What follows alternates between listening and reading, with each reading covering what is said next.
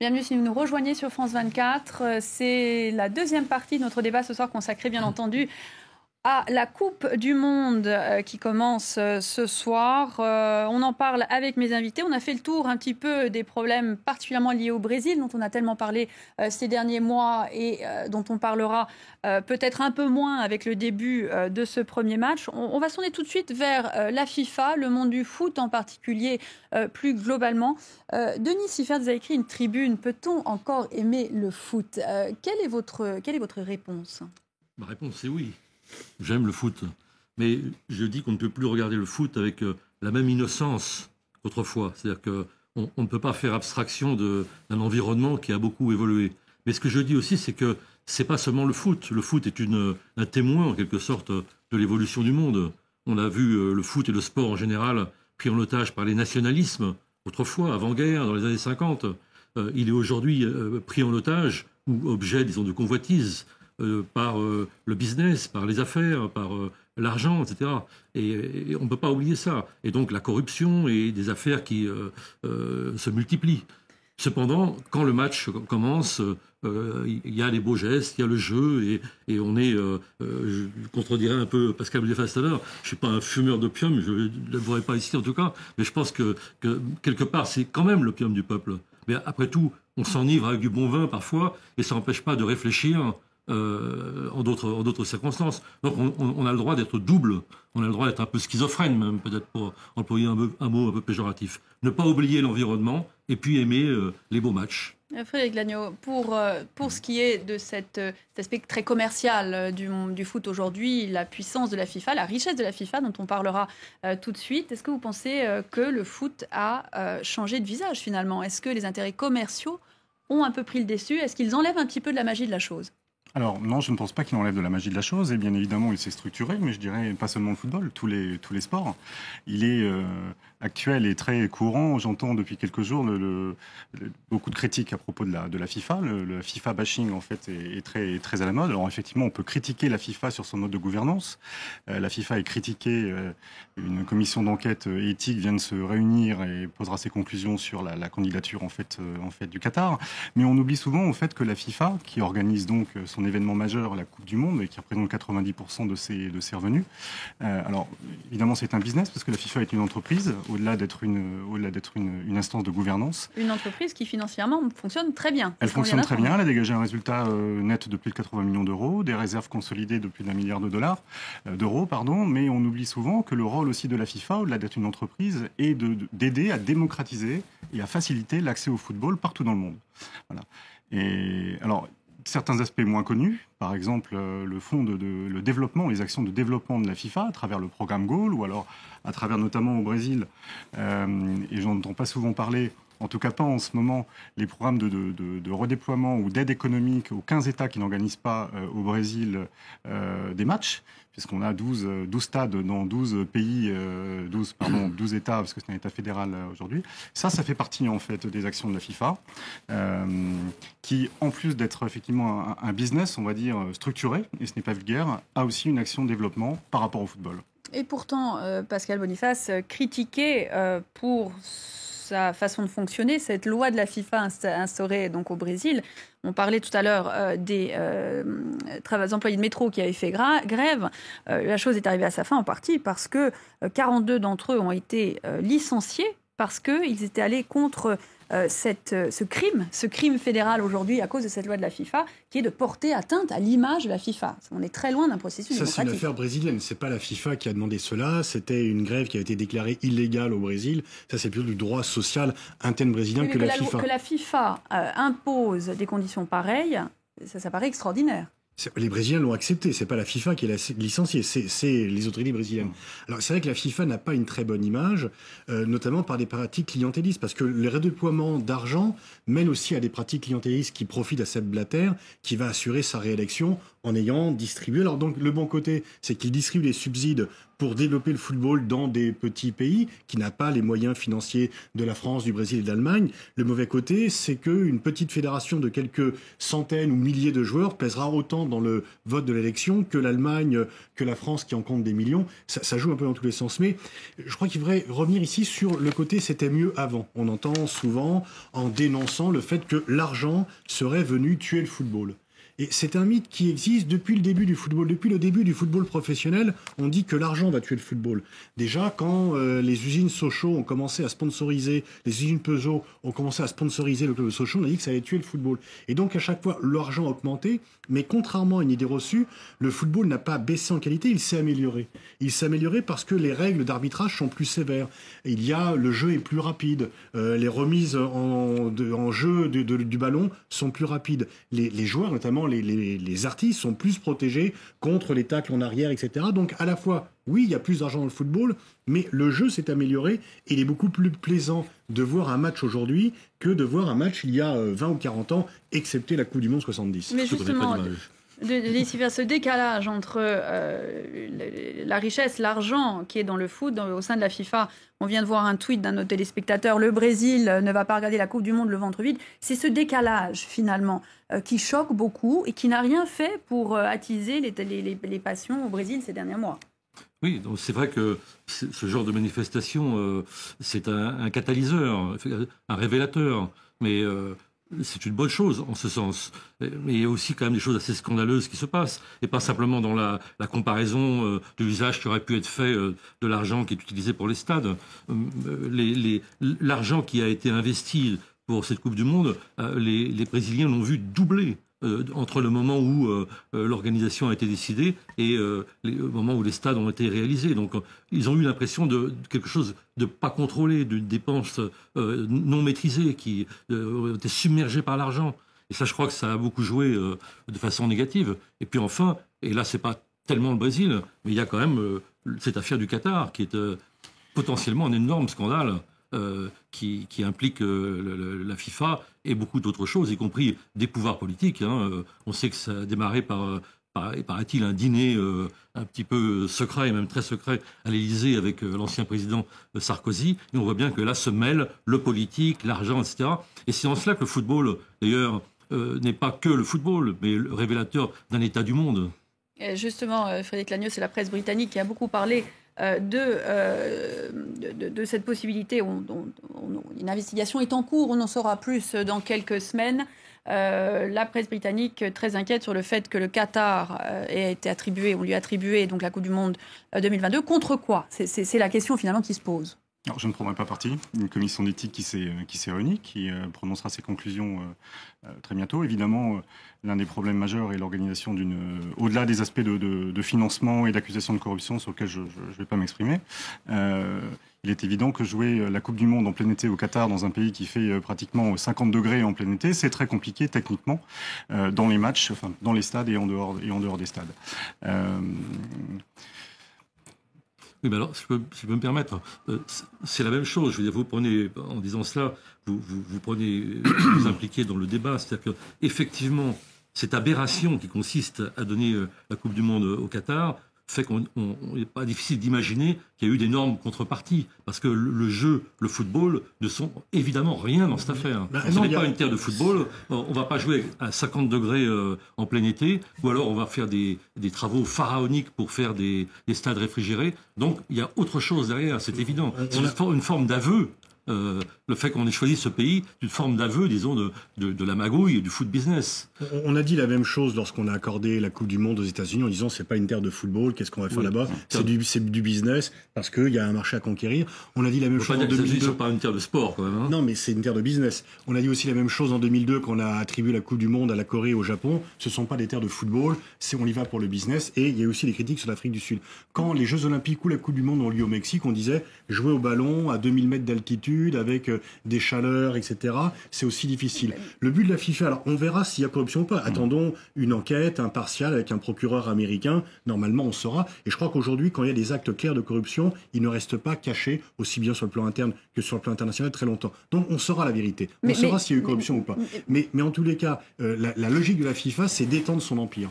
Et donc, il n'y avait jamais eu de Coupe du Monde dans un pays musulman ou arabe. Il n'est pas illogique que c'est lieu dans un pays musulman ou arabe. Est-ce que le Qatar représente le monde arabe et le monde musulman? C'est autre chose. Mais la logique de la FIFA d'étendre son empire est une logique de conquête du monde par le football. Mais cette logique de conquête n'est-elle pas un problème parce qu'il y a un manque de transparence finalement de cette organisation très puissante, très riche, qui représente les espoirs de beaucoup de gens qui adorent le foot? Est-ce que ce manque de transparence aujourd'hui, la FIFA, c'est exactement ce qu'elle est en train de payer? Non, la FIFA est transparente. Elle a réuni son 64e congrès hier en annonçant ces chiffres. Encore une fois, je pense que cette logique ou cette tyrannie de la transparence a ses limites. On peut critiquer effectivement la gouvernance de la FIFA. Il est évident que cette affaire du Qatar, en fait, peut précipiter une crise de gouvernance au sein de la FIFA. On le verra dans les mois à venir. De notre côté, nous prétendons en fait que, et Jérôme Valk, en fait, le secrétaire général de la FIFA, le dit également, ils disent on gagnera de l'argent avec le Brésil, encore plus avec la Russie et encore plus au Qatar. Voilà. Car aussi la mission de la FIFA, c'est de contribuer au rayonnement, encore une fois, du football, rayonnement sportif et rayonnement en termes de puissance économique. Jean-Lévy, cette crise de gouvernance au sein de la FIFA ne serait-elle pas exacerbée par ce 5e mandat que brigue Sepp Blatter? Ouh là là, je me garderai bien de tout commentaire là-dessus. C'est pas mon problème. J'essaye d'être un diplomate et moi j'aimerais bien, si vous voulez, qu'on revienne à cette occasion extraordinaire qui va débuter ce soir et qui va être cette fête. Je vous disais tout à l'heure qu'à mon avis, ça va être une fête extraordinaire, même si des revendications, parce que le Brésil est devenu un pays démocratique. Le Brésil n'est plus un pays dans lequel il y a des dizaines et des dizaines de millions de gens qui vont regarder le football le ventre vide. Depuis une trentaine d'années, il y a plus de 30 à 40 millions de Brésiliens qui sont sortis de la misère. Et s'il y a des contestations, pour ma part, je m'en réjouirais parce que c'est la démocratie qui fonctionne, c'est le fait que les gens ont maintenant le temps d'aller contester, de demander plus d'éducation, de santé, de transport, etc. Parce que justement, ils commencent à avoir le ventre plein. N'oublions pas que le Brésil, qui est évidemment un des pays les plus inégalitaires du monde dans la répartition des richesses, est un pays qui a une formidable créativité, notamment dans le football. Arrêtons pour, en tout cas ce soir, de gommer ces aspects. Quand on est invité à dîner chez quelqu'un, on passe pas son temps à se demander s'il y aura assez à manger, si le champagne sera frais, etc. On y va et après on critiquera. Donc attendons de voir comment tout ça va se passer. Moi, je suis convaincu que ça sera... je suis pas du tout un iréniste, optimiste, etc. Mais je suis convaincu qu'il faut pas tout le temps, comme je l'ai dit tout à l'heure, quand on montre la lune du doigt, regarder uniquement le doigt. Oui, et pour abonder dans le sens de Jean-Lévy, je vais quand même tout de même rappeler quelques chiffres. On va avoir tout de même 2 millions de personnes qui vont participer, de spectateurs à la Coupe du Monde, plus de quasiment 600 000 étrangers, auxquels vont s'ajouter étrangers touristes, de 2 millions de plus. Donc on va atteindre les 4 millions en fait, de touristes on table sur une dépense touristique d'à peu près 2,5 millions. Voilà, 64 matchs sur 32 jours.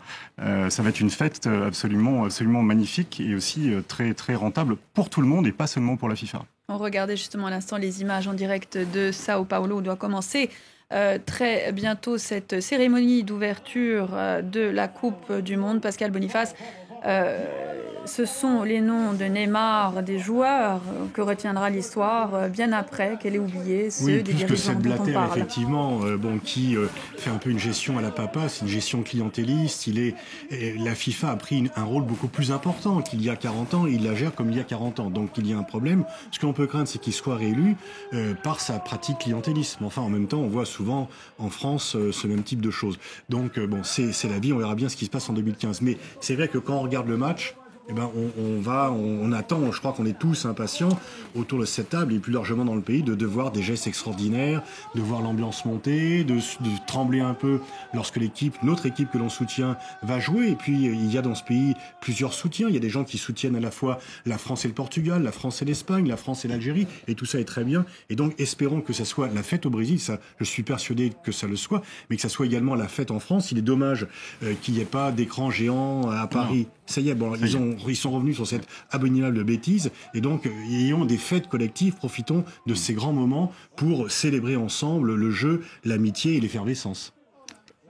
Alors, quitte encore une fois à utiliser un peu cette ambiance festive, à laquelle j'adhère aussi en partie d'ailleurs, je voudrais quand même rappeler que justement beaucoup de nos concitoyens en France, qui sont d'origine africaine, par exemple maghrébine, pourront pas voir les matchs, parce que l'un des acteurs principaux du fric dans le foot, pour dire au milieu des années 80, c'est l'arrivée des droits de télévision.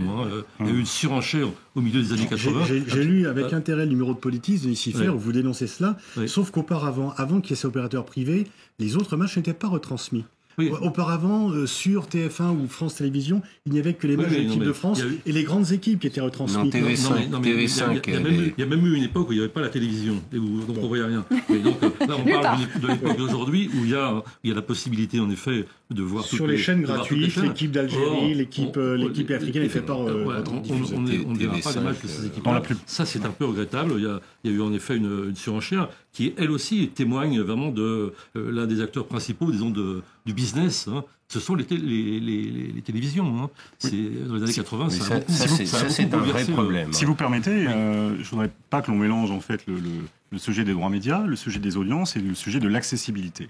Et il y a une loi d'ailleurs en Europe, il faut savoir que dans 8 pays européens, la retransmission doit se faire en fait sur une audience publique, c'est-à-dire que la Coupe du Monde doit être accessible dans des pays il faut que les matchs soient vus par plus de 95% de la population, et donc ce qui limite le montant des droits médias, tout en garantissant en fait des audiences tout à fait normales. Un France-Jamaïque, c'est par exemple 7 millions de spectateurs, 32% de part d'audience. On verra le Ghana ou l'Algérie quand ils rencontreront des pays européens ou des grandes nations du football. Mais on ne les voyait pas avant. Mais nous ne les voyons toujours pas aujourd'hui. À un moment donné, il y avait pas la télévision.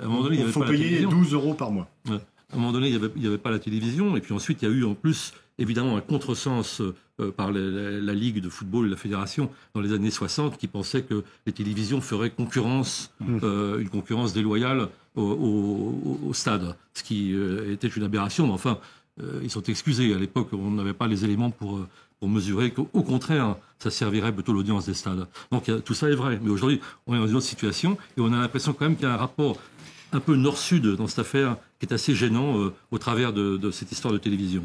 Et le problème donc de ces sponsors, de l'argent dans le foot, reste entier à plein de niveaux différents. Si la FIFA est aujourd'hui en train de regarder de si près ces allégations de corruption par rapport au Qatar, c'est bien parce que les sponsors veulent qu'elle le fasse. C'est eux qui détiennent le pouvoir finalement aujourd'hui dans le foot. Alors, on peut estimer que les revenus de la FIFA, c'est à peu près 5 milliards de dollars, 90% la Coupe du Monde tout court, la Coupe du Monde 2014, et la partie en fait relative au marketing sportif, pour une grosse partie les sponsors, représente à peu près 1 milliard. Donc effectivement, ces acteurs, ces sponsors et ces équipementiers, ces marques en fait, mais les vrais maîtres, ce sont les spectateurs, parce que le jour où les gens seront écœurés, pensent que le football est corrompu et n'iront plus au stade, ne regarderont plus la télévision, le football s'écroulera. Et pourquoi les sponsors ont réagi ? C'est pour convaincre le public, parce qu'ils ne veulent pas que leur image soit altérée auprès du public. Donc le décideur final, c'est le public. Celui qui regarde la télévision ou celui qui va au stade, c'est lui qui a le pouvoir. Justement, on va retrouver, si on peut, ces images qui nous viennent de Sao Paulo ce soir, à très peu de temps maintenant de cette cérémonie d'ouverture. Messieurs, en regardant ces images, à quelques heures seulement maintenant de ce premier match, vos paris pour le tournoi, 64% des Brésiliens croient à la victoire de votre équipe. Pascal Boniface. Moi, je ne fais jamais de pronostic parce que je les ai toujours perdus. Et donc, je suis superstitieux et je m'arrête là. Vous arrêtez là. L'histoire du football dit que les équipes latino-américaines gagnent chez elles en général. on peut imaginer que le Brésil, en effet, et l'Argentine sont très bien placés. Grand favori dans le tournoi, Frédéric Lagneau. Je pense que l'équipe de France va faire un très très beau parcours, donc je vais être chauvin et gaulois, donc et je vois quand même le Brésil en finale. Et pour vous, Jean Lévy ? Mais écoutez, comme je vous le disais, j'étais en poste au Brésil en 98, et quand on me posait la question, je disais toujours, évidemment, comme consul général de France, ça va être une finale France-Brésil. Et on me disait, mais qui va gagner ? Je disais le Brésil. Cette fois-ci, je suis à Paris, la Coupe du Monde se fait au Brésil, donc évidemment, je dis une finale qui sera France-Brésil, ou en tout cas une demi-finale, c'est possible à Belo Horizonte. D'abord parce que je crois que l'équipe de France a un potentiel formidable. Didier Deschamps est un type très intelligent qui a une chance extraordinaire. Donc je crois beaucoup à une demi-finale ou à une finale France-Brésil. Et je suis sûr que c'est le meilleur qui gagnera. On va en et parler. comme diplomate, je suis toujours pour celui qui gagne.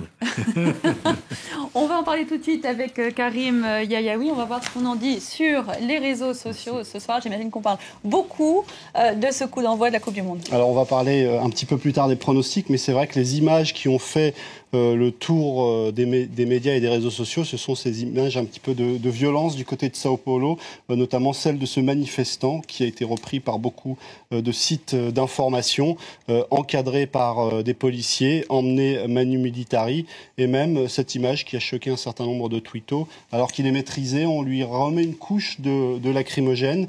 En tout cas, ces images, évidemment, Dilma Rousseff s'en serait bien passée.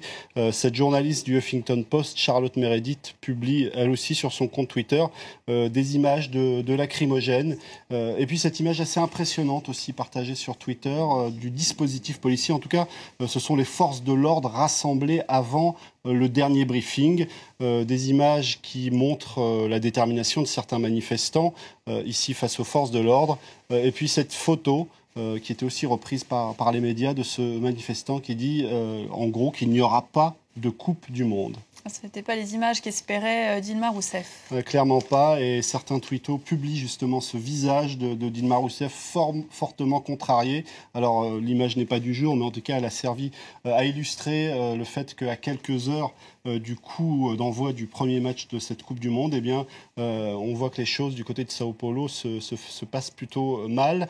Le site Slate évoque une Dilma Rousseff qui voulait finalement faire de cette Copa un marchepied vers sa réélection, et c'est plutôt raté. Il y a 6 mois, les sondages la donnaient réélue dès le premier tour.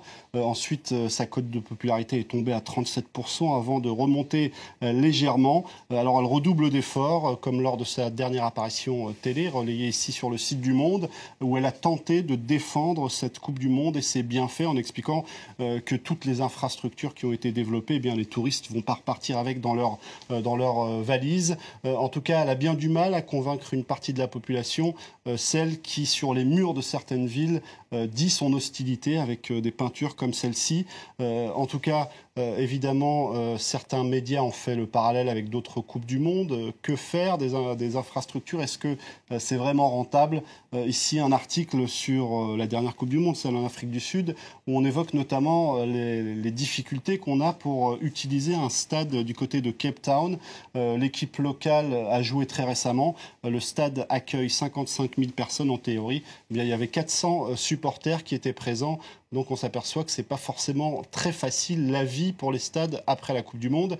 Et puis le Huffington Post qui fait un reportage photo sur l'autre football, celui des favelas, celui qu'on pratique tous les jours, parce que si certains Brésiliens peuvent sembler un petit peu hostiles à cette Coupe du Monde, le football reste presque une religion.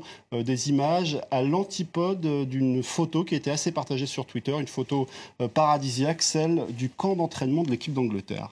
Assez impressionnant, et c'est l'ancien sélectionneur maintenant Karim des Bleus qui établit un lien assez étonnant entre la crise en Ukraine et l'équipe de France. Alors Raymond Domenech a eu une analyse assez étonnante. Il a évoqué la responsabilité des Bleus dans la crise en Ukraine. Alors clairement pour lui, en tout cas, il l'a suggéré, l'équipe de France, en gagnant 3-0 contre l'Ukraine, a enlevé une partie du rêve qui habitait les Ukrainiens. Et selon lui, peut-être que les événements qui se sont déroulés par la suite n'auraient pas eu lieu. Alors c'est un petit peu tiré par les cheveux. C'est un petit peu tiré par les cheveux. Cette interview, on la retrouve sur le site GQ Magazine. Alors, vous étiez en train d'évoquer les pronostics. Eh bien, on essaye de se raccrocher à tous les éléments possibles et imaginables. Pour ce Twito qui soutient l'équipe de France, pour lui, l'équipe de France va aller en finale parce qu'en 98, elle était en finale. En 2002, c'était beaucoup moins bien, elle était en poule. En 2006, elle était en finale. En 2010, elle était en poule. Donc en 2014, le tour est à la finale. Elle devrait être en finale. Les Italiens, eux, se consolent déjà parce que même s'ils ne vont pas en finale, pour ce compte Twitter, ils restent les mieux habillés de cette Coupe du Monde. Et puis, pour ce qui est du Brésil, les statistiques laissent croire que normalement, il devrait gagner puisqu'il a remporté, le Brésil, 67 matchs en Coupe du Monde sur 97 disputés. Théoriquement, les chiffres sont du côté du Brésil. Et puis, il y a le Wall Street Journal qui, lui, a décidé de faire en quelque sorte une toute autre couverture de l'événement en évoquant la Coupe du Monde de tout le reste, c'est-à-dire tout ce qui n'est pas football. Alors, le nombre de McDo et de Starbucks par habitant, les Américains sont champions. Un chiffre un petit peu moins drôle, celui du Honduras, où on a le plus grand nombre de meurtres par habitant. Et pour finir, le mot de la fin au site satirique Le Graphique, qui mettra tout le monde d'accord. Les experts confirment que votre équipe préférée est largement favorite. Karim Yayaoui, merci beaucoup. Un regard donc sur les réseaux sociaux. Merci beaucoup, messieurs, d'avoir participé à notre débat ce soir. Merci à vous de l'avoir suivi, où que vous soyez en Afrique, en Amérique latine, en Asie. Je vous souhaite une excellente soirée, une excellente Coupe du Monde également. On se quitte sur ces images donc, de Sao Paulo ce soir où ouvrira cette 20e édition de la Coupe du Monde. Vous le voyez sur les images, l'heure est maintenant à la fête et au sport. Et pour l'heure, les controverses ont été un petit peu mises de côté. Vous souhaitant une très bonne soirée.